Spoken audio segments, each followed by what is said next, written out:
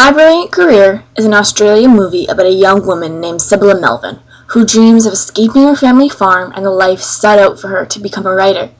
When living at her grandmother's house, Sibylla meets Harry Beecham, a rich man who loves her and wishes to marry her. She loves him as well, but her love for her freedom and her career went out against a standard joyful life.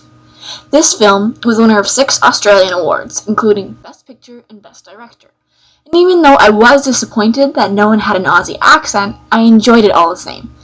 In hopes of being a writer myself, seeing the way her experience plays out was rather intriguing. Sibylla's lifestyle and the time period are a lot different than mine, but I can't exactly see myself doing some of the things she did. She had strength and a power. She was the opposite of a damsel in distress or the patient woman because she didn't need a man to help her and make her happy. She was the hero, at least to herself, because she had to get through many obstacles of people telling her that she was wrong, and even her self-doubt of denying Harry. But in the end, she succeeded in her journey to become a writer, and it is inspiring. Sibylla risked and gave up everything for her career as a writer and her position as a woman, and I don't know if I could have. My life is quite unlike hers, and I didn't have to fight through the same obstacles that she did, and that gave her the strength to get through anything. But the fact that I wouldn't give up everything for my career makes me feel like maybe I couldn't or shouldn't be a writer. Sibylla is free-spirited, has a vitality, and is not a usual young woman living in this time. In the first few minutes of the movie, when there's a hurricane outside and she doesn't even notice, I got this feeling that Sibylla is not happy with her own life, and would rather pretend she was in her own little world in order to escape hers. Being a woman at that age in 20th century Australia, there are certain expectations, and Sibylla was expected to become a real woman. She was supposed to be respectable, classy, and to soon get married to a man that would support her for the rest of her life. For Sibylla, unfortunately, that wasn't so easy. She rebelled against what society wanted her to be in order to become what she herself wanted, to be a writer. It was quite comical for me watching her defy her grandmother and act completely unpredictably. The only trouble is you don't know what she'll do next. Obviously, the first wave of criticism I felt from watching this movie was feminism. Sibylla lives in a world where because she's a woman, she cannot be whatever she wants to be. This whole movie is about her defying that role and proves that she can. Sibylla once said, "I think ugly girls should be shot at birth by their parents. It's bad enough being born a girl, but ugly and clever?" Her Aunt Gussie then says, "Oh, fancy you're clever, do you?" Sibylla responds, "I rather hope so. I'm done for it if I'm not." Sibylla had rather low self-esteem because of being a woman and being ugly.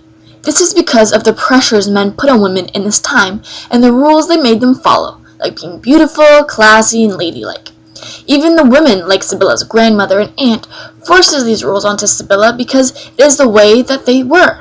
It was the way that they were used to. Even though none of the men in this movie were particularly hard on the women, I thought Sibylla's grandmother was the worst for that because she tried to make Sibylla change the most. The men just went along with the set views known to society. These outlooks on females have changed now, but traces of it still lurk in the way men think women should look and act.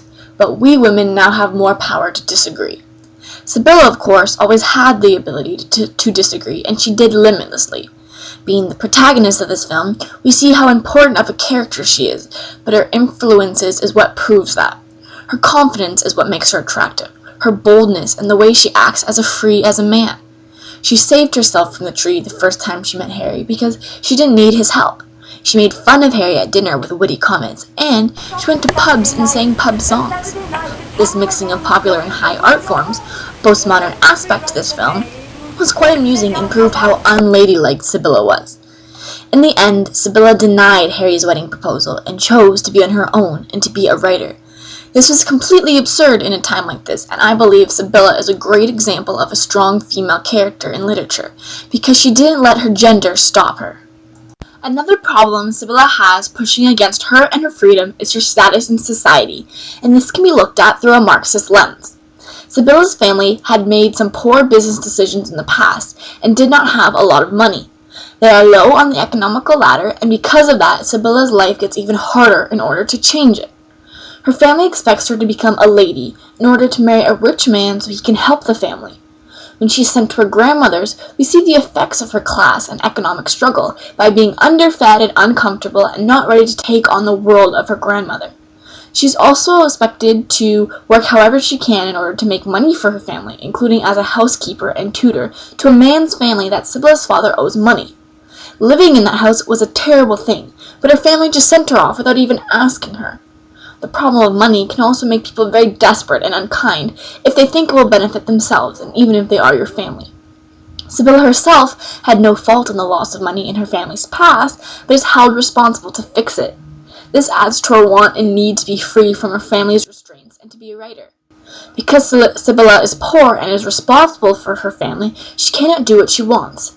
She doesn't have the freedom or the opportunity to change her life, and she must deal with it and hope something better comes along. The economic class of Sibylla drives her passion for her career and her freedom, and everything she had to do to make her life better made her the strong woman that she is. The unfortunate part is that even today, people still struggle economically, and it can really change a life and destroy so many opportunities they may never get to have. My brilliant career shows how hard it was to live in that time as a woman and in a low-class system, and it makes Sibylla such a more affecting character. Now that I am living in the 21st century and women are not seen the same way, I do not have these same expectations. I do not have to conform to anything as long as what I'm doing is legal. My family is well off, and I have the cost and the opportunity to do whatever I please, as long as it's what I want. I live in a time that I am free, and most of the time, my only responsibility is to myself. Going into university next year, I chose a BA in English because right now that is what I enjoy. But I know that if this doesn't work out, I have plenty of options in the future. I don't have the problem of being a woman or not having enough money to go to school. And because it can come so easily, I don't have that same need or drive that Sibylla has because it isn't my only option. She had to be free from her restraints in order to be happy, but I can find happiness wherever I want. She had to fight through things that create a powerful person, and I haven't, and it makes me feel almost spoiled and unworthy of the good fortune that I have. My life isn't exactly playing out as a writer's life should, and Sibylla's fight is making me more worried that I don't have one. These powers pushing against Sibylla have forced her to become an independent, hard-working person, and because of that, she couldn't simply fall in love and be a wife.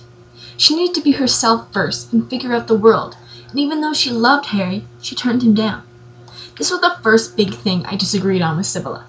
Being a regular girl, I've dreamed of finding a man since I was little, who is attractive, smart, and rich doesn't hurt. I want someone to care for me and understand me, and if I found that, I don't know if I could give him up. I've never even had a great love, but I know it's something I want and need. I wish I could have a man to spend moments with, like in the pillow fight scene. This is my favorite scene in the whole movie because of how cheerful and easy it is. It warmed my heart, and I added it to the list of moments I'd like to have with my loved one. This scene inspired me even more to find love, and the fact that Sibylla, who actually experienced this moment, gave it up just shocks me. She said, "I don't want to be a part of anyone," but I can't believe she wouldn't want to be a part of something as perfect as Harry. Let's just say I grew very fond of Harry Beecham, and when I read a review by Esme C. Murphy in 1980 that said, "The conceited performance of Sam Neill as Beecham makes Harry and Sibylla's love less credible," and I was shocked even more. I thought the love was the most genuine part of this whole movie because I actually believed it, and I couldn't believe that he didn't come back in the very end. I get the whole message behind the ending of her all alone after sending her first book off to a publisher and it being a very strong female choice, but I still hope and pray that those two got together after that. Maybe once I experience real love, I'll see it differently and the way it compares to my career. But I wish that I wouldn't have to give it up. I wish I could find a balance, and I wish that Sibylla could have done the same. Give me a chance to find out what's wrong with the world and with me. Who I am. Everything. This quote, presented when Sibylla turns down Harry's proposal, so it helps me finally understand her a bit more. I can now understand how she could put everything on the line for her career, or even just her freedom. She wants to see the world and figure out what she wants to do with it. She wants to experience everything she can because she's been told that she can't.